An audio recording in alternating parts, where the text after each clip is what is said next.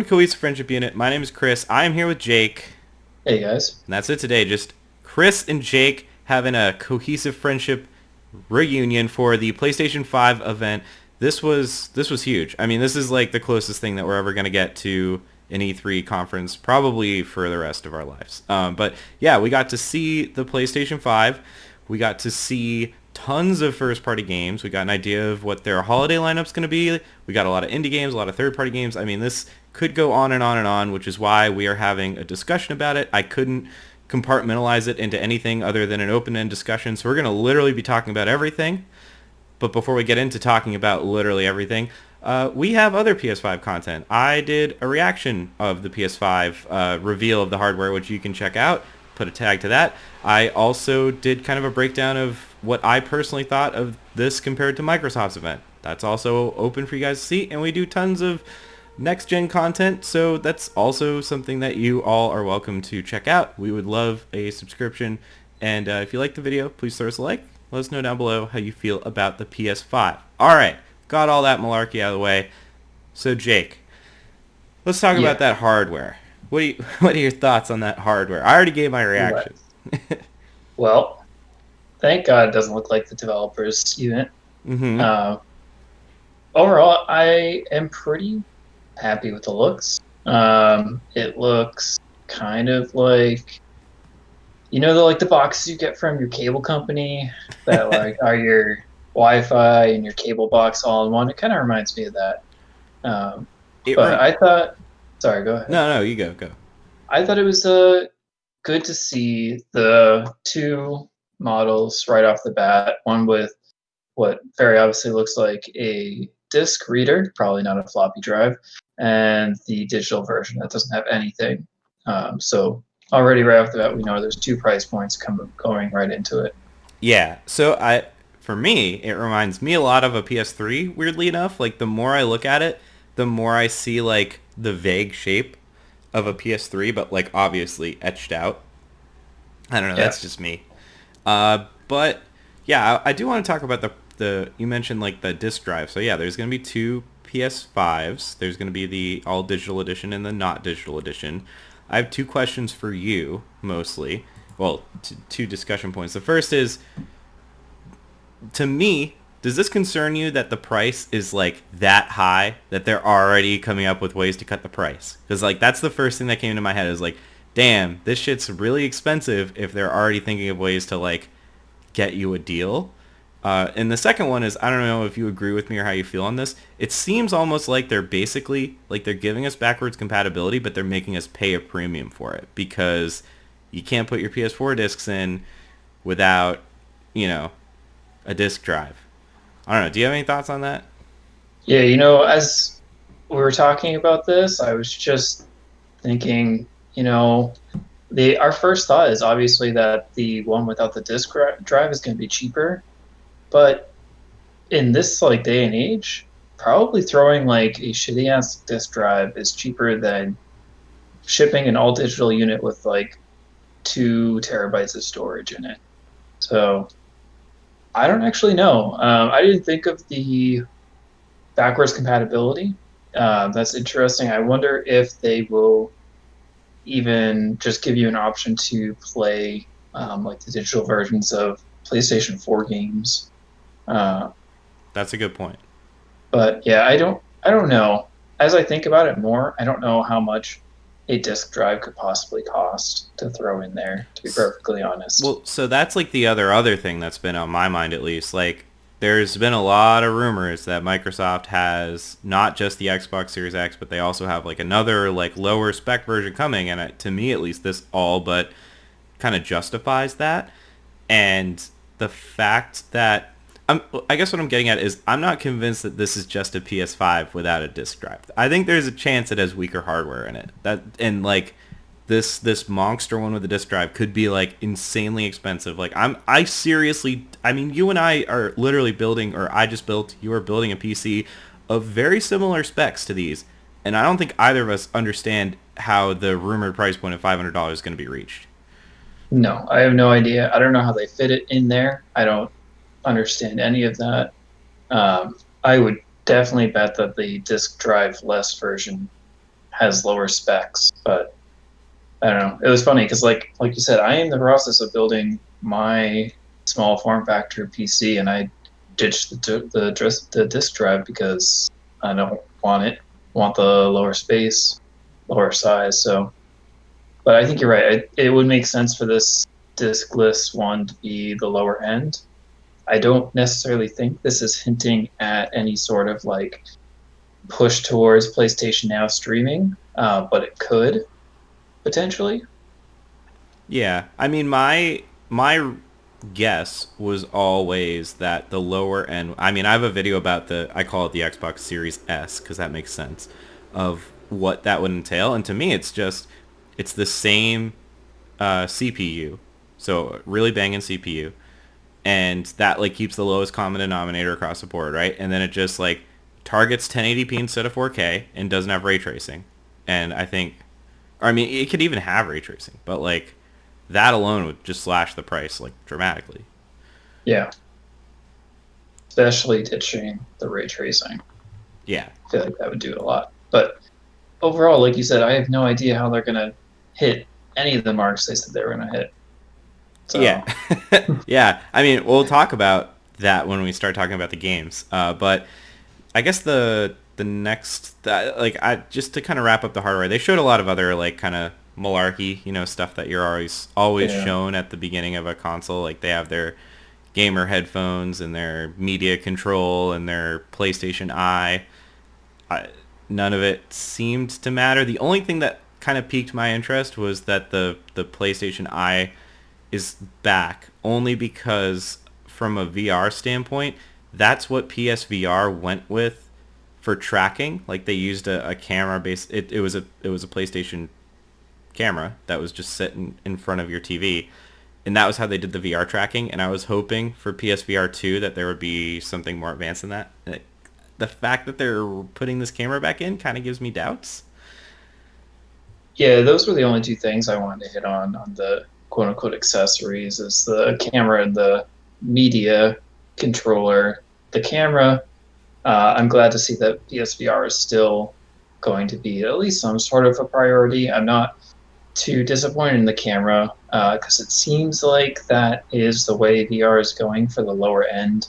I'm thinking Oculus Quest here is inside out camera tracking and it works very well. So if PlayStation can play their cards right, this could turn out great. Yeah. And the media controller, I think, is an interesting step towards some sort of media box that I think Xbox has always been that sort of like you can play your Blu-ray discs, you can watch Netflix, you can do X, Y, and Z through your Xbox, and PlayStation hasn't really focused on that as much. And the media controller kind of is telling me they're going to try and do that. They're going to be your PlayStation Plus, your set-top box of whatever you want to do in there. Okay. I feel that. The only reason I'm disappointed about I agree with you. I agree that that's like the good low end way of doing things. The only reason I'm worried about the single camera is that like you said, Oculus Quest has like inside out tracking. I was hoping, and it's still possible that we'll get inside out tracking with the PSVR 2. We just don't know. And the PSVR is already confirmed to work on day one with the PS5. I was just hoping for like something like Inside Out, for example.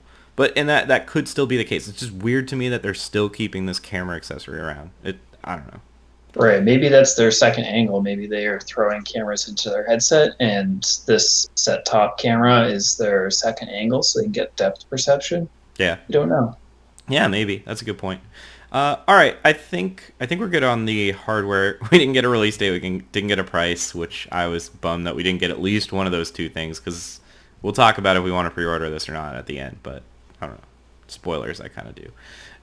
So I guess I'm willing to just open it up to anything. I mean, there were over 20 games announced, or shown off in some capacity, all of which were they said on PS5, like it was at least running on PS5, and I believe most of it except for the obviously pre-rendered stuff. So I'm down to just open it up to whatever you feel like talking about first. Yeah, the first ones I want to hit on are the ones that we talked about in our pre-show. Yeah, we got a lot Horizon right. for me. Yeah, we did. I don't want to brag, but we're pretty great guys. We We we got like we we got got them right. most of it right. Yeah. Horizon Forbidden West. Hmm. That is their upcoming Horizon Zero Dawn 2. Looks good. They didn't show a ton of gameplay, but I'm assuming it's going to be very similar to Horizon Zero Dawn, which looks great. And we saw a lot of environments, which is promising. Yeah. So I mean, I'll just say on that, like, first of all, impossible to not say Horizon Zero Dawn 2. Like, Horizon Forbidden West just will not come out of my mouth unless I'm No. staring at it. It's like Zelda Breath of the Wild. I remember when that came out. I was like, I can't say that. Um, yeah, that and this. So like Gorilla, okay, release date right off the bat. They didn't give us one, which I was bummed about because I did predict that this was going to be the launch game, but it looks like we do have a launch game, which we'll talk about probably next. Uh, this game looks like I agree, like an evolution. Lots of environments, but it also looks like there were some new mechanics. I know you didn't get to play Horizon Zero Dawn, and I actually didn't finish it because I am not as big of a fan as most people are. But it looks like like Aloy was doing things like climbing. It seems like it reminded me a lot of the Breath of the Wild trailer actually, where they were like showing like things that you could do because those two games came out at like the same time basically, Breath of the Wild and Horizon Zero Dawn. And Horizon Zero Dawn to me felt like you were stuck in the past compared to Breath of the Wild. But this, they were showing a lot of things that you can do in Breath of the Wild. So I have hopes, like things like climbing and stuff like that. Yeah, I would agree. I'm very hopeful that they throw some of those Breath of the Wild mechanics in there. And also the ending of the trailer, how much of a ripoff of Lord of the Rings was that? Yeah. Mecha elephant and like I was just like, okay guys, I Yeah. get it. It's Lord of the Rings, I get it. It was, I mean, like also some Horizons or not Horizon, Guerrilla Games typically makes the best ish looking. The Decima engine is one of the best looking engines. I mean, like you've played um Death Stranding, like you know how good that engine can look. Oh yeah. And And it I thought this looked really good. does. It looks great. And this was actually one of the things that I was personally upset about maybe with the Xbox event. I know this is kind of like the first time we're talking about the Xbox event, but what the Xbox event did was they showed old game like they not old games, but games that you could buy in the near future and then basically get it for free on Series X. And the problem with that is when you're watching a video with YouTube compression that's only at 1080p, not even at 4K, and you're definitely not watching it at 120 frames per second, which the Xbox One X was literally talking about in their event. Um, I think that really, it's hard to market. And this looked like it was blowing Horizon Zero Dawn out of the water with what they were showing. And like you didn't even need to see it at 4K or at 60 hertz or whatever.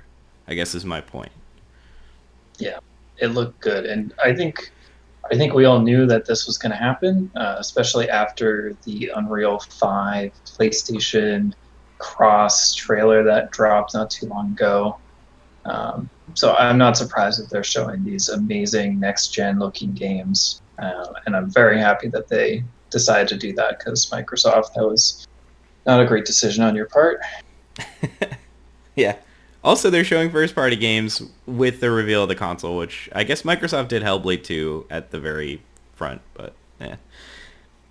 All right, anything else on Horizon? I mean, I'm excited. I just wish it was coming out on launch day, but Yeah, and I know this was a pipe dream. I wish it wasn't exclusive, but since Horizon Zero Dawn is coming out on PC, I have hopes that one day before I die, this will come out on PC as well. yeah. Maybe at the end of the PS5's lifetime. All right. Well, so Spider-Man, only because we mentioned it, I'm gonna say we're doing Spider-Man next. That looks pretty cool. I don't know, man. It looks good, and I am happy and surprised to see Miles coming in because I don't know if you saw Into the Spider Verse, but It's a good I movie. loved it. I Yeah. loved it. So I'm glad to see Miles is making an appearance. Yeah. It. I mean, this game also looks phenomenal. And this came out the same year as God of War. This actually, if I remember correctly, this came out after God of War. That, and the fact that they're able to churn out a sequel is really impressive to me. Yeah. Yeah, Also, and yeah, go ahead. this game always looks really good. I wish Spider-Man was kind of my type of game, but it's really not. But they look so good. I've played the Batman games and the Middle Earth games, and they're a ton of fun. Very similar gameplay styles. So I don't know. It looks great, but honestly, it's not my kind of game. Yeah, I kind of agree. Mostly in that I'm just not a huge superhero fan. Like I'm not. They're fine. Like I mean I watched like Endgame obviously and stuff, but I wasn't. I'm not like as diehard as a lot of people tend to be, especially in this scene. And I think, I mean, this is a conversation that we can have at this point, right? I mean, sans Nintendo because they're being like little bitches for some reason. But I mean, this holiday, the killer apps are gonna be Marvel Spider-Man and Halo Infinite. Like that's the head-to-head for the two. Those are the killer apps that are launching on the next consoles, which I think that's a really solid lineup. And Halo is gonna really appeal to like the people like us who've been playing video games for 20 plus years. And Spider-Man's gonna really appeal to a hugely broad audience. Yeah, and Spider-Man's been around for a long time. I mean, I remember playing Halo and Spider-Man at the same time, so they're good games to launch your consoles with. You could say Spider-Man is older than Halo. Could One could say that. One could say that. All right, what do you want to hit on next? Jeremy's not here, but he did predict a Ratchet and Clank drop, Oh yeah, and he we're did. getting one. I never played Ratchet and Clank. I don't know if you did, I but play them all on day one. No, the game looks pretty good. I can't really speak much else to it because I don't know a lot about the games, but I know Jeremy was excited about the idea of getting some Ratchet and Clank game. right. So I have two things on the Ratchet and Clank announcement. Well, three, I guess. The first is that it is it looks good. I mean, Ratchet and Clank on the PS4 still looks like really really good. So I mean, yeah, this I guess looks better, but they both look really really good. The second thing is it could have been Knack 3, Jake. Like It could have been.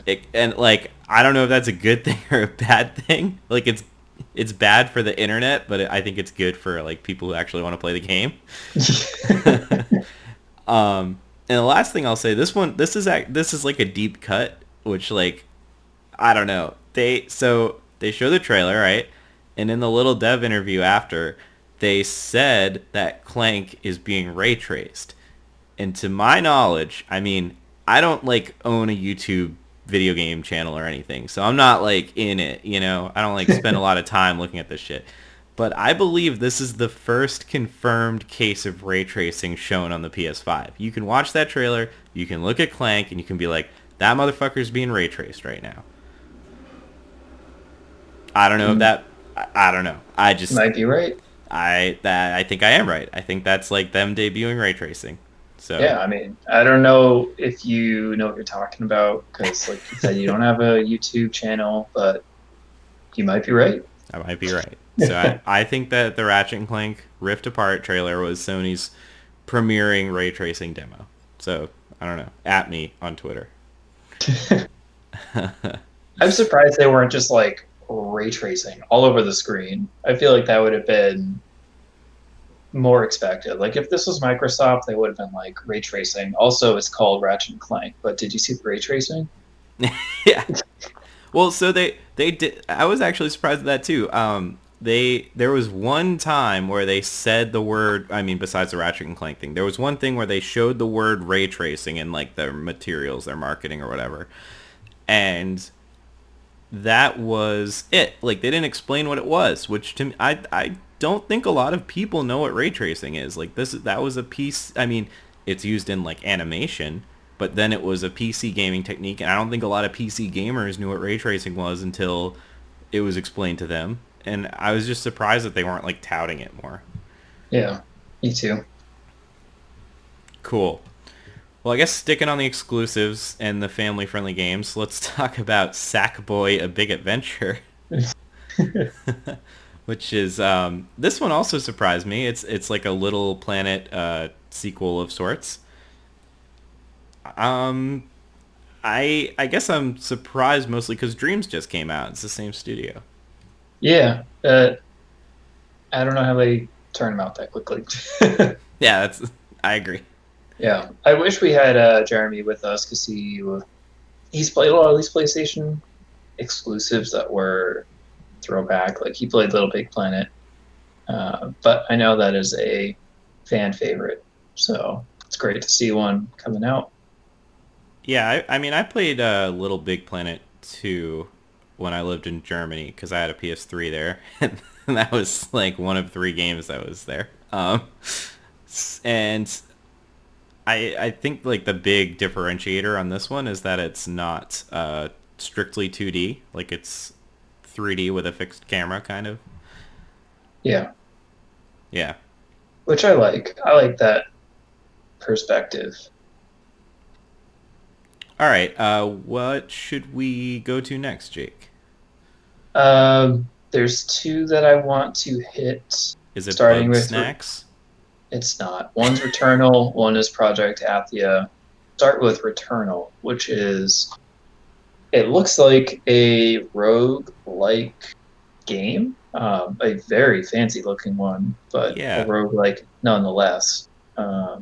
It looked beautiful, which is not something we are generally accustomed to seeing in roguelikes. Yeah, I mean, it's like no secret that we like roguelikes on this channel. Yeah, And this I agree.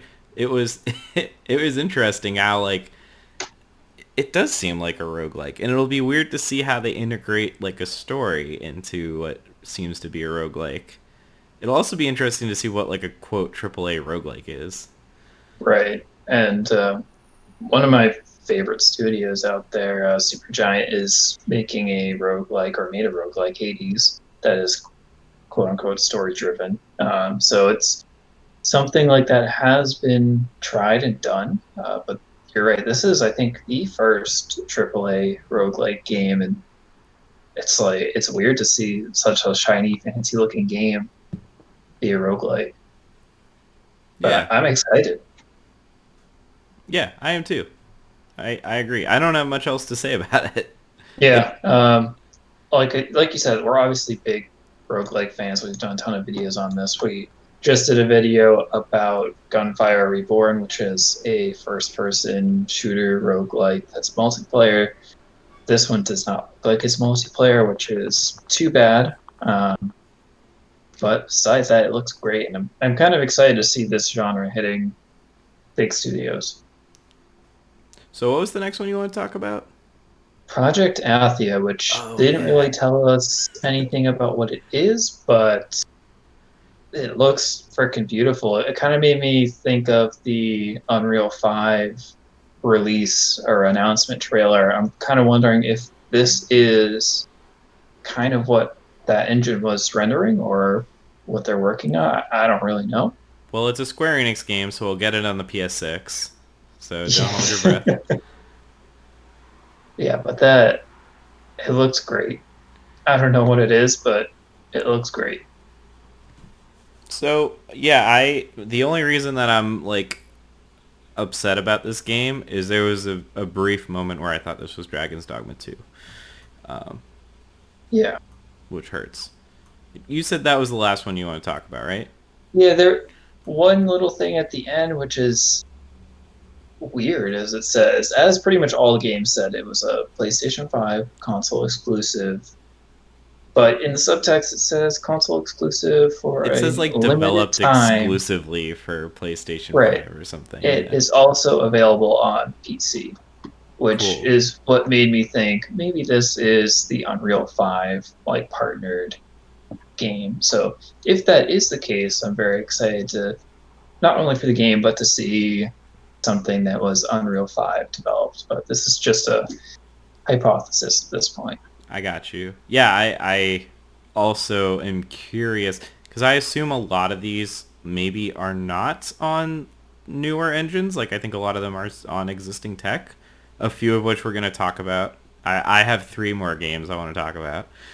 But yeah, was there anything else you had? No, let's hop into the games you had. All right, I have 3 more. The first, I think, well, actually, I don't even know how to segue. I got the segue. So speaking of me thinking that that was Dragon's Dogma 2, Capcom did come in strong with a couple games, actually. One of which was Resident Evil 8, which... Mm-hmm. This one? Mm-hmm. All right, so next on my list is a game that we actually got right in our predictions. It is Demon Souls, developed by Bluepoint, coming to PS5. So I'm Yeah, excited for that. I'm excited. Also excited that we got that one right as well. Yeah, and I Um, mean, that's been locked on PS3 since it came out. So yeah, it will still be locked on PlayStation, but it's coming out. yeah, but it was like it was specifically locked on PS3. Like it didn't get an HD remake or anything. So, Right. and this is Uh, like what started it all. yeah, and I mean, any Dark Souls game, I'm excited to see. Like I said in our pre-show, I would have preferred to see a Bloodborne sequel or remake, or well, sequel, not a remake. But Demon Souls is good too, and it looked good. They didn't really show much, but it looked like a Dark Souls game. Yeah. All right, and then the last game I have, and then I have like 2 more kind of quick things I want to just discuss was this one's kind of weird. Oddworld Soulstorm. The only reason I want to talk about this game is because I don't know if this was intentional or not, but they had a PlayStation exclusive. I believe Oddworld was an exclusive. At the very least, it's like heavily associated with PlayStation. It had to have been a timed exclusive at the minimum. Uh, they had a PS1 game being Oddworld. They had a PS2 or like an IP that started on the PS2 being Ratchet and Clank. They had a PS3 being Little Big Planet, and then they had obviously a lot of PS4 sequels. I just thought that was interesting. Yeah. Maybe, I don't know. Maybe I'm like too meta about it. I mean, Forza is also another one that started on PlayStation 1 and Yeah. carried through. But that was all I had to say about Oddworld. Yeah, I didn't have much to add on that. The only other game I want to shout out, I don't really have much to add, is Solar Ash. Is developed by the guys from Hyper Light Drifter, which is another indie title. I'm just excited to see an indie developer like that getting some sort of big launch on PlayStation. It will be coming to PC too, but it was just cool to see that. I agree. All right, so the last 2 things I want to talk about. One is how do we think Sony unveiled the PS5? Was it done well? Did they like knock it out of the park? And the last thing I want to talk about is like how do we feel about the console? Like, do we have any interest in purchasing it at this time? So, how do you think they did it? How do you think they did? I watched the full event, so I'll let you add more. But overall, I mean, just for what they announced, they did a way better job than Microsoft. Like when you announce a console, you gotta announce your like flagship games, and they did that. So they did a great job. I agree, and I'll just add to it. This, at least to me, was like it's second to the Switch, I'd say, as a console reveal. So the Switch had like, I mean, it was an in-person event, which I mean, it could be like the times that it's not an in-person event, or we could have just moved past those to all digital. But it was an in-person event, about the same length, and the thing I liked about the Switch one was they really like dug down into the dirt of the console, which I think you actually have to do because the Switch was so different. You know how you like pull it out and all that. But they talked about the Joy-Con, talked about portable mode, tabletop. They like really dug into it, and then they showed some games. And then at the very end, it was like that Breath of the Wild was a launch game coming out and which came out on the 3rd with the Switch. So and the reason I think this is second to that is I think it did all those things where it hit all the boxes. It had first party games. They told you the killer app for day one, like Zelda. They had indie games, they had third-party games, they had strong support. I kind of wish that there was a release price and a release date like we got with the Switch. And the reason I don't highlight like other consoles in the past is because the past was a lot more business. Like, I remember the Wii U announcement. I mean, I remember it like back. I remember like the 360 and the PS3 and all that too. But like the Wii U in particular, and they did this with all the others. I remember they had like they would show you a couple games from like their developers, and then they would have like a splash screen. It was like just a screen with a bunch of studio names, and they were like, "Yeah, these are games that are coming. That's it." And there's gonna be like this many games at launch, and like that was it. And I do like that they had like a lot of concrete like gameplay to show here. Yeah, they're definitely taking the like E3 approach to announcing pretty much everything now, which is great. Those Yeah. events are fun. I mean, we know that Horizon Zero Dawn, Spider-Man, Gran Turismo, Ratchet and Clank, like these are all killer first-party games. Sackboy, I mean, you know, lesser, but still, like so many good games are already, or you know, probably good games are in the works.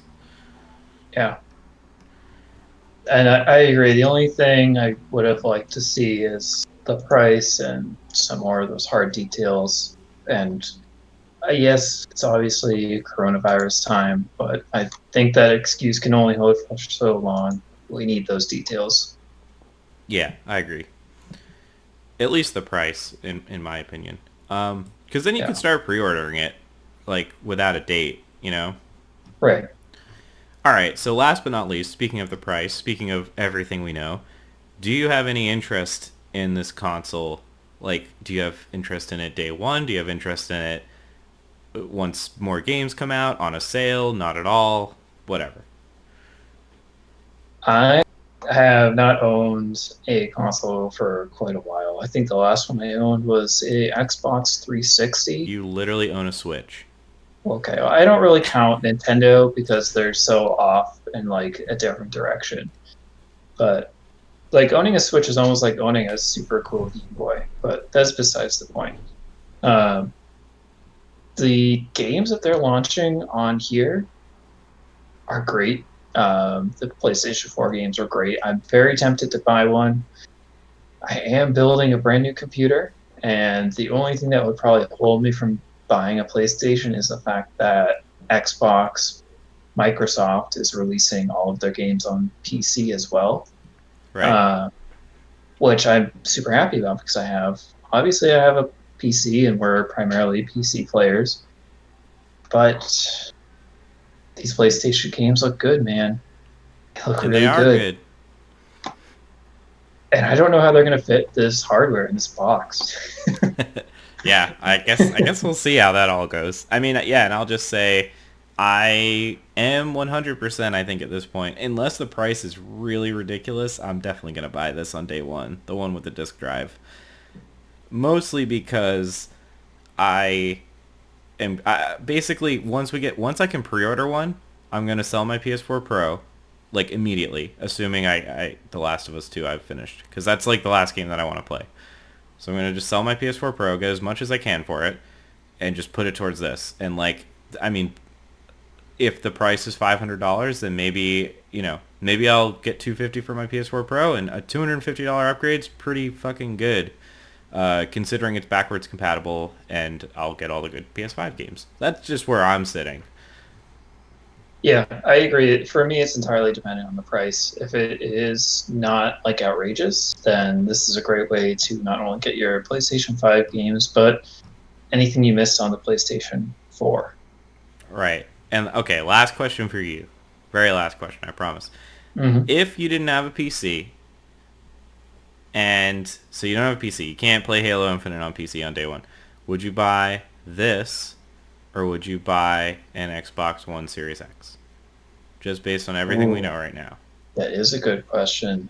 Everything we know right now, it would easily be PlayStation because of the games in the lineup. Depending on the price, assuming the price points are going to be very similar, I think Microsoft has a better chance this generation because of the technologies that they're promising. coming forward. I mean, they've got all sorts of cool stuff that we covered in when they did the Microsoft event, and I have high hopes for their xCloud stuff that's going to come out at some point. But right now, it's an easy PlayStation 5. Cool. And I would tend to agree with you at this time. So yeah, I guess that's it for us. And Brian's not here. Gonna have to do it twice.